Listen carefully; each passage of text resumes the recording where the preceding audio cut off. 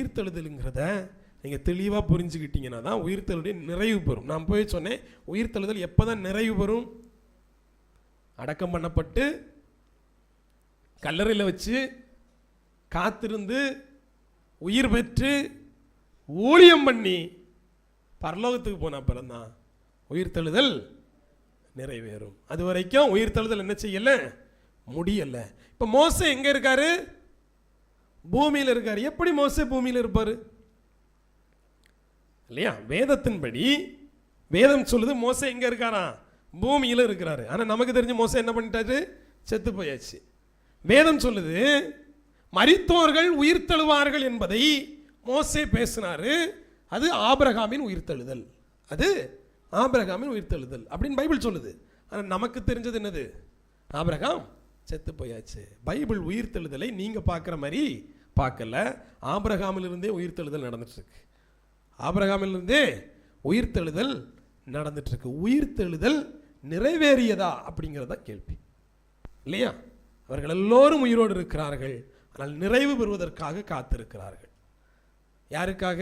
உங்களுக்காகவும் எனக்காகவும். வேதம் அப்படிதான் சொல்லுது, நம்மை இல்லாமல் அவர்கள் பூரணர் ஆகாதபடிக்கு அப்படின்னு சொல்லிட்டு. வாசிக்கலாமா? யோவானுடைய சுவிசேஷம் 1:45 வாசிங்க. நாத்தான் வேலை கண்டு நியாயப்பிரமாணத்திலே மோசையும் தீர்க்கதரிசிகளும் எழுதியிருக்கிறவரை கண்டோ, அவர் யோசேப்பின் குமாரனும் நாசரேத்துரானுமாகிய யாஷ்வாவே என்றான். பிலிப்புன்னு ஒருத்தர் இருந்தார். நியாயப்பிரமாணமும் தீர்க்க தரிசனமும் எழுதியிருக்கிறபடி ஒருத்தரை நாங்கள் கண்டோம். எதெல்லாம்? ஒன்று நியாயப்பிரமாணம், இன்னொன்று என்னது? தீர்க்க தரிசனம். இப்போ நியாயப்பிரமாணமும் தீர்க்க தரிசனமும் யாரை பற்றி பேசுது? யாஷ்வாவை பற்றி பேசுது. நியாயப்பிரமாணமும் தீர்க்க தரிசனமும் யாஷ்வாவை பற்றி பேசுது. அப்படி பேசக்கூடிய ஒருத்தரை நாங்கள் என்ன பண்ணோம்? கண்டோம் அப்படிங்கிறான். அப்போ நியாயப்பிரமாணம் கூட்டல் யாரு? தீர்க்க தரிசனம் இசிக்கல் டு யாஷ்வா. அப்போ நியாயப்பிரமாணத்தில் என்னெல்லாம் இருக்கோ அது யாஷ்வா தான். தீர்க்க தரிசனத்தில் என்னெல்லாம் இருக்கோ அதெல்லாம் யாஷ்வா தான். இந்த ரெண்டும் எதை பற்றி பேசணும்? யாஷ்வாவை பற்றி பேசணும். அதனால தான் இந்த ரெண்டும் யாஷ்வாவை பற்றி பேசியது. எங்கே பேசியச்சு? லூக்காவுடைய புஸ்தகம் 9வது அதிகாரம் 30-31 வாசிங்க. அண்டி மோசே எலியா என்னும் 2 பேரும் மகிமையோட காணப்பட்டு அவருடனே சம்பாஷணை பண்ணி அவர் எருசலேமிலே நிறைவேற்ற போகிற அவருடைய மரணத்தை குறித்து பேசிக் கொண்டிருந்தார்கள். எதை குறித்து பேசினாங்களா? யாஷ்வாவுடைய மரணத்தை குறித்து பேசினார்கள். நம்ம என்ன பார்த்தோம்? நியாயப்பிரமாணமும் தீர்க்க தரிசனமும் எதை குறித்து பேசணும்? அது யாஷ்வாவை குறித்து பேசணும். நியாயப்பிரமாணமும் தீர்க்க தரிசனமும் கடைசி வரைக்கும் யாரை குறித்து பேசணும்? யாஷ்வாவை குறித்து பேசணும். அதனால தான் அந்த மலையில் ஒரு நியாயப்பிரமாணம் வந்து நின்றுச்சு, மோசே. ஒரு தீர்க்க தரிசனம் வந்து நின்றுச்சு, யாரு? எலியா. மோசையும் ஒரு தீர்க்கதரிசி ஆகிய எலியாவும் எதை பற்றி பேசணும்? யாஷ்வாவை பற்றி பேசணும். மலையில் என்ன பண்ணியாச்சு? 3 பேர் பேசுகிறாங்க. ஒன்று மோசே, இன்னொன்று எலியா, இன்னொன்று யாரு? யாஷ்வா. இவங்க 3 பேரையுமே நீங்கள் கொஞ்சம் பார்க்கணும். எலியா உயிர்த்தெழுந்தாரா? மரணத்தை காணாம தானே போனார் இல்லையா? அப்படி தானே? இப்போ முதலாவது உயிர்த்தெழுந்தது எலியாவா இல்லையா? மோசே இங்கே காணப்படுகிறாரா இல்லையா?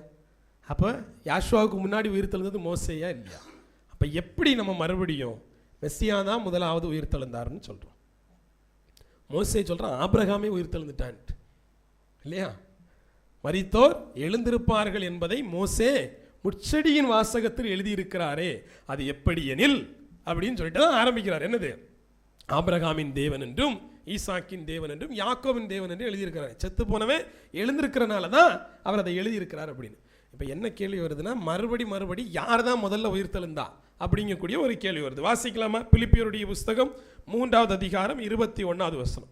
அவர் எல்லாவற்றையும் தமக்கு கீழ்ப்படுத்திக் கொள்ளத்தக்க தம்முடைய வல்லமையான செயலின்படியே நம்முடைய அற்பமான சரீரத்தை தம்முடைய மகிமையான சரீரத்துக்கு ஒப்பாக மறுரூபப்படுத்துவார். அற்பமான சரீரத்தை மகிமையான சரீரமாக மறுரூபப்படுத்தக்கூடிய ஒரு செயலை குறித்ததாக அங்க பேசுது இல்லையா?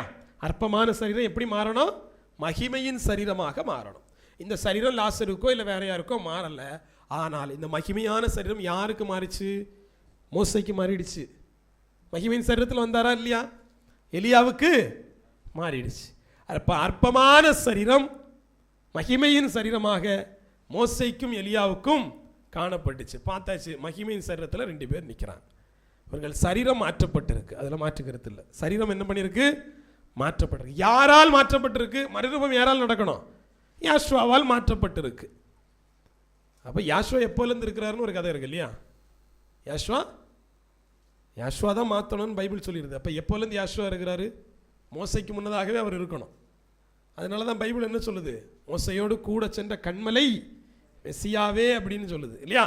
கூட ஒரு கண்மலை போச்சான், அந்த கண்மலை யாரா? அது மெஸ்ஸியாவே அப்படின்னு சொல்லிட்டு வேதம் சொல்லுது. சரி, இப்போ இவங்க சரீரத்தை குறித்து பார்ப்போம். 2 பேருடைய சரீரம் எப்படி இருந்துச்சு? மகிமையின் சரீரமாக இருந்துச்சு. மகிமையின் சரீரம்னா என்ன தெரியும்ல? இந்த சரீரம் இல்லை. யாஷ்வா பூட்டின கதவுக்குள்ளாடி வந்த மாதிரி இவர்கள் எப்படிப்பட்ட சரீரத்தில் இருந்தாங்க? மகிமையின் சரீரத்தில் வந்தார்கள். இந்த மகிமையின் சரீரத்தை உடையவங்களுக்கு எப்படிப்பட்ட பைக் ஓட்ட முடியுமா? கார் ஓட்ட முடியுமா? டவுட்டில் பைக் கார்லாம் ஓட்ட முடியுமா? ஓட்டுவாங்களோ? தெரில இல்லையா? ஓட்டுவாங்களா இல்லையா? என்ன சொல்ல வரானே தெரியலடா. ஓட்டுவாங்களா இல்லையா? இப்போ பாருங்க, ஒரு தேவதூதன் ஒருத்தர் இருக்கார் இல்லையா? அவர் பைக் கார்லாம் ஓட்ட முடியும். பாவம், கஷ்டம் தான், நம்மளால தான் ஓட்ட முடியும், பார்த்துக்க முடியும் இல்லையா? ஆனால் தேவன் சில இடத்துல அனுமதிக்கிற போது அவர்கள் என்ன பண்ணுறாங்க? பட்டயத்தோடு நிற்கிறாங்களா இல்லையா? சில இடங்களை அனுமதிக்கிற போது அவர்கள் போய் சாப்பிட்றாங்க. சில இடங்கள் தேவன் அனுமதிக்கிற போது, எப்படி இந்த பேய் படம்லாம் பார்த்துருங்க, திடீர்னு மனுஷ உருவம் எடுத்துரும். பார்த்துருக்கீங்களா இல்லையா?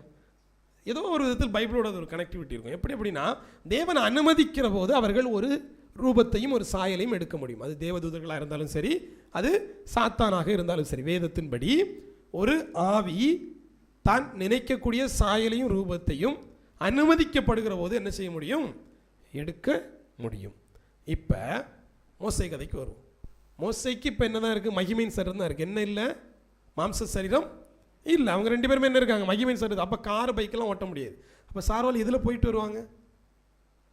வேதம் என்ன சொல்லுதுன்னா, மேகம் வந்தது, மேகத்தில் என்ன பண்ணாங்களாம்? மேகத்தில் ஏறி போனாங்க.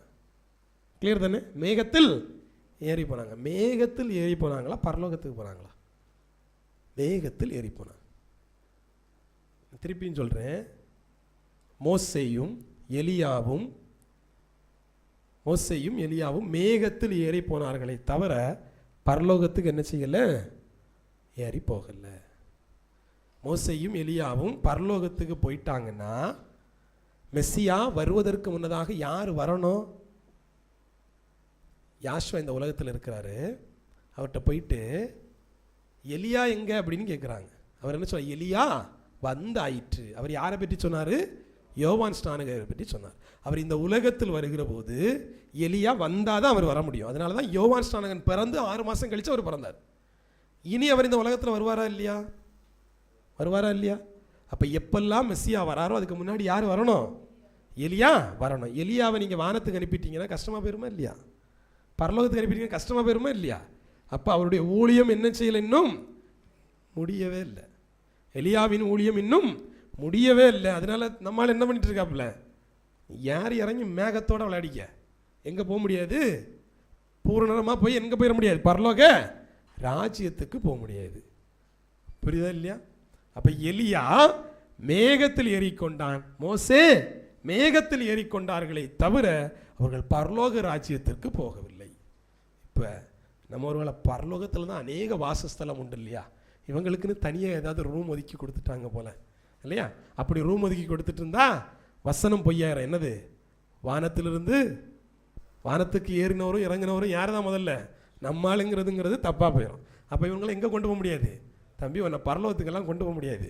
நீ என்ன பண்ணு, இங்கே உனக்கு ஒரு ஊழியம் இருக்குது. யாருக்கெல்லாம் ஊழியம் இருக்குது?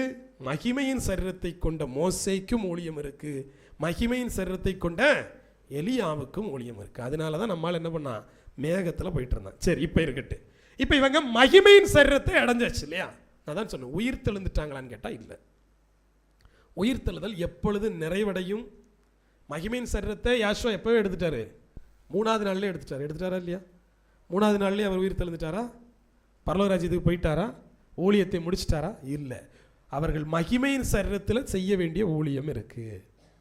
மகிமையின் சரீரத்தில் செய்ய வேண்டிய ஊழியம் இருக்கு. மோசே மரித்து போனான், யாஷ்வா மரித்து போனான். மோசே மகிமையின் சரீரத்தை பெற்றான், யாஷ்வா மகிமையின் சரீரத்தை பெற்றார். மகிமையின் சரீரத்தில் யாஷ்வா ஒரு ஊழியம் செய்தார். மோசே மகிமையின் சரீரத்தில் மலையில் வந்து ஒரு ஊழியம் செய்தான். செஞ்சானா இல்லையா? இல்லையா? அப்ப எலியாவின் ஊழியமும் மோசையின் ஊழியமும் மகிமையின் சரீரத்தில் இன்னும் நிறைவேற்றப்பட வேண்டியது இருக்குது. அதனால நம்மளால என்ன பண்ணல, இன்னும் பரலோக ராஜ்யத்துக்கு அனுப்பல. யாரை மட்டும்தான் அனுப்பல? மோசையும் எலியாவையும் மட்டும்தான் அனுப்பல. அவங்க 2 பேரையும் தான் நம்ம வச்சிருக்கோம். அப்ப இவங்க 2 பேருக்குமான ஊழியம் என்னது? வாசிங்க அப்போஸ்தலருடைய புஸ்தகம் 1வது அதிகாரம் அதனுடைய 9வது வசனத்தை வாசிங்க. இவைகளை அவர் சொன்ன பின்பு அவர்கள் பார்த்து கொண்டிருக்கையில் உயர எடுத்துக்கொள்ளப்பட்டார்.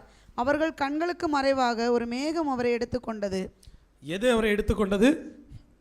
அவர்கள் கண்களுக்கு மறைவாக மேகம் அவரை எடுத்துக்கொண்டது. இதில் இன்னொரு டாபிக் நம்ம பேசணும். பேசிக்கிட்டா உங்களுக்கு புரியுமான்னு எனக்கு தெரியல. யாஷ்வா மிஷனுடைய ஊழியம் முடிஞ்சிச்சா? முடியலை. மோசேனுடைய ஊழியம் முடியலை, எலியாவினுடைய ஊழியம் முடியலை, யாஷ்வாவுடைய ஊழியமும் முடியலை. யாஷ்வா இப்போ எந்த வண்ணமாக இருக்கிறாரு? அடிக்கப்பட்ட வண்ணமாக இருக்கிறார் இல்லையா? ரட்சிப்பின் ஊழியம் நடந்துகிட்டு இருக்கு. அப்போ ஊழியம் நிறைவேறிடுச்சா? இல்லை. தேவன் எப்படி இந்த பூமியில் வரணும்? 2 விதமாக வரணும். ஒன்று எப்படி வரணும்? ரட்சகராக வரணும், இன்னொன்று ராஜாவாக வரணும். அவர் முதல்ல எப்படி வந்தார்? ரட்சகராக வந்துட்டார். இனி எப்படி வரணும்? ராஜாவாக வரணும். அது வந்த அப்புறம் தான் அந்த ஊழியம் என்ன செய்யும்? நிறைவேறும். அப்போ அது வரைக்கும் அந்த ஊழியம் என்ன செய்யாது? முடிவடைய போகிறதில்லை இல்லையா? அப்போ இவங்கெல்லாம் இப்போ என்ன பண்ணுறாங்க? மேகத்தில் போயாச்சு இல்லையா? பாருங்க, வேதத்தின்படி அவர் மேகத்தில் ஏறுவதற்கு முன்னதாக அவர் செய்த ஒரு சில வேலைகள் இருக்கு. என்ன வேலையெல்லாம் செஞ்சார்? இந்த 40 நாள் அவர் பண்ண வேலை எவ்வளோ இருந்துச்சு? நிறைய இருந்துச்சு. அது ஒரு தனி பிரசங்கமாக கொடுத்துடலாம் இல்லையா? 40 நாள் அவர் பரலோக ராஜ்யத்திற்கு போன பிற்பாடு பவுலுக்கு காணப்பட்டாரா? பவுலுக்கு காணப்பட்டாரா இல்லையா? பவுலுக்கு சத்தம் கேட்டுச்சா இல்லையா? கேட்டுச்சு இல்லையா? அப்போ இதெல்லாம் ஊழியம் இன்னும் முடியாதனால தான் பவுல்கிட்ட பேசிகிட்டு இருக்காரு. ஊழியம் முடிஞ்சுன்னா பவுல்கிட்ட போய் பேச வேண்டிய அவசியமே இல்லை. அவருக்கு ஊழியம் என்ன செய்யலை? இன்னும் முடியலை. நீ துன்பப்படுத்துகிற யாஷ்வா நானே என்று சொல்லி பவுல்கிட்ட பேசுகிறாருன்னா அவருக்கு என்ன செய்யலை? வேற யாரையோ கொண்டு வச்சு பேசியிருக்கலாம் இல்லையா? அவருடைய ஊழியம் என்ன செய்யலை? இன்னும் முடியலை. மோசையின் ஊழியம் என்ன செய்யலை? இன்னும் முடியலை. எலியாவினுடைய ஊழியமும் என்ன செய்யலை? முடியலை. ஊழியம் என்ன செய்யலை? மோசையின் ஊழியமும் எலியாவின் ஊழியமும் இன்னும் என்ன செய்யலை? அது முடிவடையலை. அவர்கள் செய்ய வேண்டிய ஊழியம் யாஷ்வாவை போல மிஞ்சி இருக்கு. அப்போஸ்தலருடைய புஸ்தகம் 1:3 வாசிங்க. அவர் பாடுபட்ட பின்பு 40 நாளளவும் அப்போஸ்தலருக்கு தரிசனமாகி தேவனுடைய ராஜ்யத்துக்குரியவைகளை அவர்களுடனே பேசி அநேக தெளிவான திஷ்டாந்தங்களினாலே அவர்களுக்கு தம்மை உயிரோடு இருக்கிறவராக காண்பித்தார். இப்ப 40 நாட்கள் ஊழியம் யாருக்கு இருந்துச்சு? யாஷ்வாவுக்கு இருந்து. உயிர் தெழுந்த உடனே கிளம்பி போயிட முடியாது. 40 நாள் ஊழியத்தை முடிச்சுட்டு தான் போகணும். மோசே மறுரூபமானோன்னு கிளம்பி போயிட முடியாது, ஊழியத்தை முடிச்சுட்டு தான் போகணும். எலியா மறுரூபமான உடனே போயிட முடியாது, ஊழியத்தை முடிச்சுட்டு தான் போகணும். அதனால தான் ஊழியம் நிறைவேற வரைக்கும் அவர்கள் என்ன இல்லை? பூரணர் ஆகல. இன்னும் ஊழியம் நடந்துகிட்டே இருக்கு. யாஷ்வாவுக்கே 40 நாள் ஊழியம்னா அப்ப மோசேக்கும் எலியாவுக்கும் என்ன ஊழியம் காத்திருக்கு? ஒரு கேள்வி இருக்கு இல்லையா? அவங்களுக்கு ஏதோ ஒரு ஊழியம் இருக்கு, அதில் மாற்றுங்கிறதே இல்லை. இப்போ எலியா ஏன் முதல் உயிர் தள்ளவில்லை? யார் உயிர் தள்ள முடியும்? திருப்பி பேசுங்க. யார் உயிர் தள்ள முடியும்? மரணித்தால் உயிர் தள்ள முடியும். எலியா மரணித்தாரா? ஃபர்ஸ்ட் என்ன பேட்டர்ன் பார்த்தோம்? சாகணும், செத்தாதான் உயிர் தள்ள முடியும். எலியா செத்தாரா? எலியா சாகவே இல்லை. அப்ப எப்படி அவர் உயிர் தள்ள முடியும்? அப்ப அவர் முதல் உயிர் தழுதல் இல்லை. புரிஞ்சா இல்லையா? எலியா சாகவே இல்லை, அதனால அவர் முதல் உயிர் தழுதல் இல்லை. அப்ப எலியாவின் ஆவி சாகணுமா இல்லையா? சாகணுமா இல்லையா? இந்த பூமியில் மனிதர்கள் ஒரு முறை பிறந்து சாவது என்பது அவர்களுக்கு நியமிக்கப்பட்டதுன்னு வேதம் சொல்லுது இல்லையா? இப்போ இந்த இடத்துல நீங்க என்ன பார்க்கணும்னா, எலியாவின் ஊழியம் ஒன்று இருக்கு. எலியா இன்னும் மரணத்தை அடையல, அதனால அவர் உயிர் தள்ளவே இல்லை. அதனால அவர் என்ன இல்லை? அவர் மரணத்திலிருந்து எஸ்கேப் ஆனாரே தவிர அவர் இன்னும் பண்ணல, மரணத்தை ருசி பார்க்கல. மரணத்தை ருசி பார்த்து ஜெயிப்பது தான் உயிர் தெழுதலை தவிர நீங்கள் மரணமே இல்லைன்னு சொல்லி கிளம்புறது என்னது இல்லை, உயிர்த்தெழுதல் இல்லை. அதுக்கு பேர் என்னது? அப்போ நீங்களும் நானும் செத்தா உயிர் தெழுவோம், நீங்களும் நானும் சாகலைன்னா எடுத்துக்கொள்ளப்படுவோம். என்ன பண்ணுவோம்? எடுத்துக்கொள்ளப்படுவோம். உயிர்த்தெழப்பட மாட்டோம். என்ன பண்ணுவோம்? எடுத்துக்கொள்ளப்படுவோம். அப்போ செத்தவன் தான் உயிர்த்தெழ முடியுமே தவிர சாகாதவன் எடுத்துக்கொள்ள தான் பட முடியும் இல்லையா? இப்போ எலியாவோட விஷயம் என்ன தெரியுமா? நம்மால் அப்படியே ஏறி தான் போனாரே தவிர இன்னும் என்ன பண்ணல? மரணத்தை ஜெயிக்கலை. ஏன் அவனை கொண்டு அப்படி ஒதுக்கி வச்சிருக்காருன்னு சொல்லுங்க. அவன் அப்படி ஒதுக்கி வச்சிருக்கனால தான் எலிசா வர முடிஞ்சிச்சு. அவன் அப்படி ஒதுக்கி வச்சிருக்கனால தான் யோவான் ஸ்நானகன் வர முடிஞ்சிச்சு. அப்படி வந்தவங்களை பார்த்தெல்லாம் இவர்கள் எலியான்னு சொல்ல முடிஞ்சிச்சு இல்லையா? எலியாவுடைய ஊழியம் நிறைவேறிந்தா எலிசா ஊழியம் செய்ய வேண்டிய தேவையில்லை. எலியாவுடைய ஊழியம் நிறைவேறிந்தா யோவான் ஸ்நானகன் ஒரு ஊழியம் செய்ய வேண்டிய தேவையே இல்லை. இவர்கள் ஊழியம் எல்லாம் எப்படிப்பட்டது தெரியும் இல்லையா? தேவன் வாரதுக்கு முன்னாடி வந்து அவருக்கு வழியை ஆயத்தம் பண்ணுவது. எலியாவுடைய வேலை என்ன? தேவனுக்கு வழியை ஆயத்தம் பண்ணுவது. அப்போ இவனுடைய ஊழியம் எல்லாம் என்ன செய்யலைன்னோ முடியவே இல்லை. எலியா உயிர்த்தெழவே இல்லை. ஏன்னா அவர் சாகவே இல்லை. செத்தவனால் மட்டும்தான் உயிர்த்தெழ முடியும். அதனால என்ன நடக்கல? அவர் உயிர்த்தெழவே இல்லை. இப்போ பாருங்க, இதனால தான் வேதம் ரொம்ப தெளிவாக சொல்லுது, யார் தான் உயிர்த்தெழுந்தது? மெசியா மட்டும்தான் என்ன பண்ணாரு? முதல் உயிர்த்தெழுதல்னு வேதம் சொல்லுது. இது எல்லாத்துக்கான விடைகள், இது எல்லாத்துக்குமான விடைகள் எங்கே இருக்குன்னா வேதத்தில் இருக்குது. ஆனால் எங்கே போனோம்? தெளிவாக நீங்கள் போனோம். தானியேல் வாசிங்க 12:2. பூமியின் தூளிலே நித்திரை பண்ணுகிறவர்கள் ஆகிய அநேகரில் சிலர் நித்திய ஜீவனுக்கும் சிலர் நித்திய நிந்தைக்கும் இகழ்ச்சிக்கும் விழித்து எழுந்திருப்பார்கள். எங்க தூங்குறீங்களா? பூமியின் தூளிலே. பாருங்க, முதலாக யோபு வந்து இந்த உயிர்த்தெழுதலை பற்றி பேசியிருப்பார். யோபு எப்படி பேசுவார்னா, நான் வந்து என்னுடைய மீட்பர் உயிரோடு தான் இருக்கிறார், என்னுடைய சரீரம் அழுகி போனாலும் நான் என்ன பண்ணுவேன், என்னுடைய சரீரத்தினால் அவரை பார்ப்பேன் அப்படின்னு சொல்லிட்டு முதலாக உயிர்த்தெழுதலை பற்றி பேசியிருப்பார். ஆனால் அதுக்கு அடுத்தபடியாக ரொம்ப தெளிவாக பேசியிருக்கக்கூடிய ஒரு இடங்கிறது தானியேல் தான். தானியேலில் என்ன தெளிவாக பேசியிருப்பார்னா, நீங்களாம் எங்கே படுத்துட்டு இருக்கிறீங்க? பூமியினுடைய புழுதியில் படுத்து கொண்டு இருக்கிறீங்க. உங்களெல்லாம் ஒரு நாள் என்ன பண்ணுவார்? அவர் எழுப்புவார். எழுப்பி என்ன பண்ணுவார்? சிலரை நியாய தீர்ப்புக்கும் சிலரை ஜீவனுக்குமாக அவர் நியமித்திருக்கிறார். இங்கே இருக்க எல்லாருக்குமானது. அதுதான் தானியேல் பேசுவார் இல்லையா? தானியேலுங்கிற ஒரு தீர்க்கதரிசி, அவருக்கு அது வெளிப்படுத்தப்பட்டிருக்கும். அப்போ நீங்களாம் எங்கே படுத்துக்கிட்டு இருக்கிறீங்க? பூமியின் மனுஷா, நீ மண்ணா இருக்கிற எங்கே போவேன்? மண்ணுக்கே போயிடுவேன். உங்களை அனுப்பிடுறாங்க, செத்து போயிடுறீங்க. இந்த பூமியில் படுத்துக்கிட்டு இருப்பீங்க. ஒரு நாள் தேவ சத்தம் உங்களை எழுப்பும். எல்லாரும் எழும்புவாங்க, பாவியோ பரிசுத்தவானோ எல்லாரும் எழும்புவாங்க. எழும்புகிறவர்கள் எங்கே போகணுங்கிறது தீர்மானிக்கப்படும். ஒருவேளை உங்களை எழுப்பி எங்கே போக சொல்லுவாருங்கிற ஒரு கேள்வி இருக்கு இல்லையா? உங்களுக்கும் தேவனுக்கும் உறவு இருந்தால் மட்டும்தான் என்ன நடக்கும்? நித்திய ஜீவனை நீங்கள் அடைய முடியும். இப்போ யாஷுவா யாரு அப்படிங்கிறத வேதம் சொல்லுது பாருங்க. யோவானுடைய சுவிசேஷம் 11ஆம் அதிகாரம் 25ஆவது வசனம். யாஷுவா அவளை நோக்கி, நானே உயிர்த்தெழுதலும் ஜீவனுமாய் இருக்கிறேன், என்னை விசுவாசிக்கிறவன் மரித்தாலும் பிழைப்பான். எப்படி? நானே உயிர்த்தெழுதலும் ஜீவன். நான் உயிர்த்தெழுவேன்னு சொல்லலை. என்ன சொல்லலை? நானே உயிர்த்தெழுதலும் அப்படின்னு என்ன அர்த்தம்? அவர் மட்டும்தான் உயிர்த்தெழுதல். இன்னொரு ஆள் உயிர்த்தெழணும்னா அவருக்கு யாருக்கு உதவி வேணும்? இந்த உயிர்த்தெழுதல் வேணும். இப்போ மெஸ்ஸியா உங்கள்கிட்ட இருந்தால் மட்டும்தான் நீங்கள் என்ன பண்ண முடியும்? உயிர்த்தெழ முடியும். ஏன்னா அவர் தான் உயிர்த்தெழுதல். அவர் மூலமாக உயிர்த்தெழுதல்னு இல்லை, அவர் தான் அந்த உயிர்த்தெழுதல். அப்போ அவர் உங்கள்கிட்ட இருந்தால் மட்டும்தான் நீங்கள் என்ன பண்ண முடியும்? உயிர்த்தெழ முடியும். அவர் தான் ஜீவன். அவர் உங்கள்கிட்ட இருந்தால் மட்டும்தான் நீங்கள் என்ன பண்ண முடியும்? ஜீவன் அடைய முடியும். செய்திங்கிறது ரொம்ப பெருசு. ஆனால் நான் இப்போ இதுலேயே சுருக்கிக்கணும்னா இப்படி தான் சொல்லி ஆகணும். என்னது? ஒரு நாள் தேவன் உங்களை எழுப்ப போகிறாரு. எழுப்பணும்னா, நீங்கள் உயிர்த்தெழணும்னா உங்கள்கிட்ட யார் வேணும்? அந்த உயிர்த்தெழுதல் வேணும். யார் அந்த உயிர்த்தெழுதல்? யாஷுவா எனக்கூடிய உயிர்த்தெழுதல். மோசே அந்த கண்மலையோடு இருந்தான், அவன் விசுவாசித்தான், ஆனபடினால் மகிமையின் சரீரத்தை பெற்றுக்கொண்டான், ஊழியத்தை நிறைவேற்றுகிறான். எலியா அந்த உயிர்த்தெழுதலோடு இருந்தபடியினால் அவர் ஜீவனை பெற்றுக்கொண்டார், ஊழியத்தை நிறைவேற்றுகிறார்கள். நீங்களும் நானும் உயிர்த்தெழுந்து தேவ சமூகத்தில் கடந்து போனா முதல்ல யார் வேணும்? மெஸ்ஸியா நம்முடைய வாழ்க்கையில் என்ன செய்யணும்?